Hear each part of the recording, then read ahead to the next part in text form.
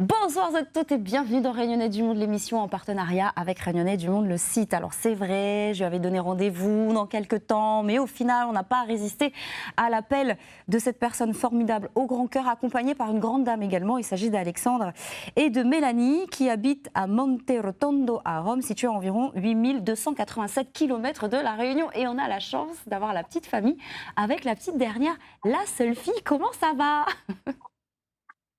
Ça va bien, merci. On va faire connaissance avec vous et on va commencer par toi, Mélanie. D'où tu viens? Quel âge tu as? Et ce que tu fais comme métier?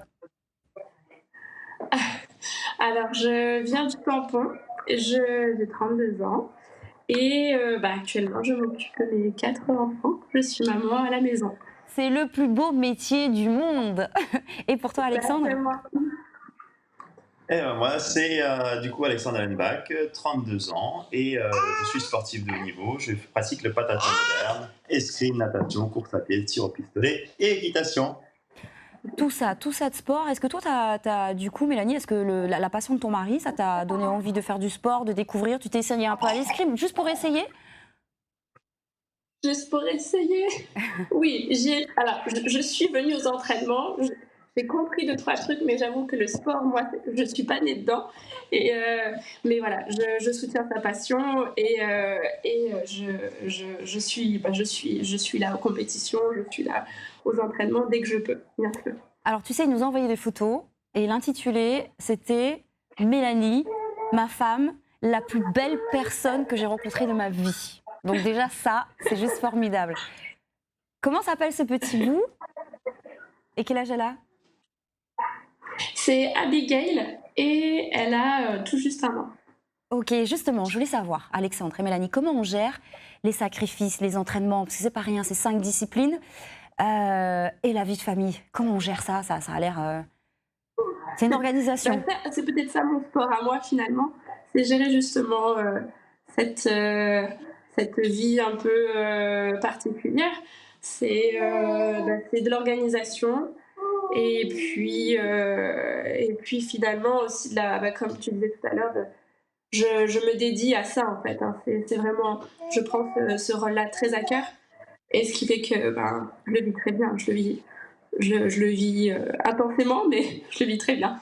Ce qui fait que c'est équilibré. Des deux côtés, oui. Vous avez une vie super riche, super intense, super organisée, millimétrée, et l'un soutient l'autre. En tout cas, moi, c'est ce que je ressens. Est-ce que vous avez l'occasion de rentrer régulièrement à La Réunion? Et la famille, elle réagit comment quand elle voit comment vous évoluez? Le retour à La Réunion, là, ce ne sera pas pour maintenant. Il y a eu la qualification, donc je pense que la priorité, c'est vraiment de rester ici et de s'entraîner là. Et puis nous aussi, pareil, on construit de notre côté avec les enfants, on construit aussi une vie ici. Donc il y a les vacances, il y a le rythme quotidien, tout simplement. Et puis la famille, heureusement qu'aujourd'hui, il existe FaceTime, WhatsApp. C'est vrai qu'il y a 10 ans, ça, quand moi j'avais quitté La Réunion pour la première fois, on était au tout début et c'était difficile, mais maintenant c'est tellement facile de s'envoyer un message, envoyer une vidéo, une photo que du coup on est un peu plus proche, quoi. Ok, on envoie des messages, des vidéos, des photos, d'accord, mais est-ce que ça t'y commande de temps en temps un petit colis avec un peu saucisse dedans, piment, combava, safran? Maman y arrive en décembre, elle me dit, elle ramène mon petit marmitari, mon petit piment. Donc oui. Et là, c'est l'occasion, la famille, s'il vous plaît. On vous donne notre adresse et vous nous envoyez des colis pays en Italie, s'il vous plaît. Des letchis, s'il vous plaît. Lena, cette année. Depuis combien de temps vous vivez en Italie? Là, ça fait... Depuis le mois de mars, ça va faire un peu plus de 6 mois. Ouais, un peu plus de 6 mois, ouais. Depuis 6 mois. Et l'adaptation à cette nouvelle vie, la vie italienne par rapport à la France ou à La Réunion, c'est plus speed, c'est normal, elle vit, faut la laisser s'exprimer. Moi, ma plus grande peur, ça a été vraiment l'adaptation des enfants. Et finalement, c'est ce qui est parti le plus rapidement. Ils ont parlé très rapidement, ils ont été très bien accueillis à l'école. Après, les Italiens, ce sont des gens très chaleureux, donc très accueillants. Donc ça a facilité aussi un peu la chose. Hein. C'est un peu comme à La Réunion finalement. Et bon, bien évidemment, il y a des différences de culture. Donc parfois, effectivement, on se retrouve un peu, on comprend pas trop, mais majoritairement, on a été très très bien accueillis. Et ça s'est bien passé. On retrouve le côté famille en fait qu'on a à La Réunion avec l'Italie. Et en parlant d'organisation, il est chez nous l'heure d'aller à l'école, donc Mélanie va devoir, normalement je vais avec elle, mais là elle va devoir aller déposer nos petits marmailles qui s'impatientent et qui sonnent à la porte d'entrée. Oh, merci, au revoir Abigail, au revoir Mélanie, merci. Et bonjour le tampon. Et les messages sont bien reçus. Ça y est, quantité colis là. Pour Noël, ça va vous mettre du baume au cœur. Nous les prêts, inquiète pas. Ça marche. Ciao, comme on dit. Je vais te demander, oui, la vie italienne au niveau, je sais pas, du coût de la vie, des transports, de la sécurité sociale, la mutuelle, les médecins. C'est comme en France, il y a de grandes différences? Alors, c'est très intéressant parce que pour un petit budget, tu peux, je sais pas moi, pour 15 euros, tu peux manger 3 pizzas, tu peux te remplir l'estomac. Donc, sur beaucoup de choses, c'est vraiment accessible. Par contre, tu veux aller à la piscine, ça va être 19 euros pour une personne pour entrer à une piscine. Et en tant que Français, c'est vrai que c'est un peu choquant parce qu'on a l'habitude d'aller à la piscine municipale, soit on paye pas, soit on paye 1 euro, 2 euros. Et en fait, il y a eu une histoire comme ça et on a été super gênés. On a débarqué donc avec tous mes marmailles. On arrive à la piscine et là, tu passes l'entrée et ils te demandent, je sais pas, ils m'ont demandé à peu près 70 euros. Et bah, sur le coup, je me suis dit, bah, s'ils m'y payent pas, ça fait un petit peu la honte, ça fait un petit peu mille et pauvres, ils doivent rentrer ma case. Et j'ai payé 70 euros pour aller dans une piscine, mais même pas une piscine avec des toboggans, rien. Hein. Piscine normale, hein, avec de l'eau dedans. Mais ça, c'est quoi? C'est les taxes de la ville pour offrir ce genre de structure ou bien Je vais pas me mettre à discuter la politique italienne. Je fais qu'observer des choses qui sont différentes de chez nous, quoi. Il y a des choses très accessibles et il y a des choses qui le sont moins. Notamment le docteur, pour nous, c'est un vrai problème depuis qu'on est arrivé parce il y a un petit virus qui tourne et forcément, quand tu as 4 enfants, il y en a un qui prend, puis après l'autre, puis après l'autre, puis après c'est toi. Et c'est vrai que pour nous, en tout cas, ça a été un challenge de rencontrer un docteur. Ça coûte très cher. Donc, tu as tendance à te dire, bon, prends l'eau sucrée et fais une petite prière et ça va mieux. Ah ouais, carrément, ouais. Effectivement, c'est pas du tout la même chose et il faut en effet s'adapter. On va revenir au sport en termes d'entraînement. Qu'est-ce que ça représente sur ta semaine? Bah, tout simplement, dans une journée, il faut imaginer que je fais à peu près entre 4 et 6 heures d'entraînement. Tu multiplies ça par le nombre de jours dans la semaine et on dépasse on a plus de 35 heures d'entraînement effectif. Donc, bah, c'est un métier comme les autres finalement. Hein. Je travaille, quand quelqu'un travaille 35 heures, moi aussi. Sauf que effectivement, après 1 heure d'effort, on n'est peut-être pas dans le même état physique et mental. C'est en fait mon objectif cette année, c'est de dépasser mes capacités mentales, aller voir c'est quoi la limite, jusqu'à où on peut aller, quelles sont les limites de mon corps, de mon esprit. Et oui, c'est important les Jeux Olympiques, mais je le fais surtout aussi pour pouvoir garder ça pour plus tard, parce que je pense que c'est une valeur qu'on garde pour toute sa vie en fait, se transcender, aller plus loin, dépasser ses limites. Et en termes de structure et d'accompagnement, t'étais bien loti là en Italie? Ah, c'est le rêve, c'est le rêve. Et c'est pas le rêve américain, c'est le rêve italien. Euh, c'est une chance, ils m'ont accueilli à bras ouverts. Donc je m'entraîne avec l'équipe nationale de pentathlon moderne, des personnes exceptionnelles.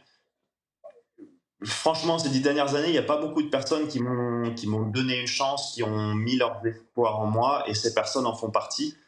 Et c'est quand même, pour moi, voilà, il y a toujours ce côté chrétien qui est rappelé parce que je me dis, mais comment ces personnes-là ont décidé d'aider un étranger?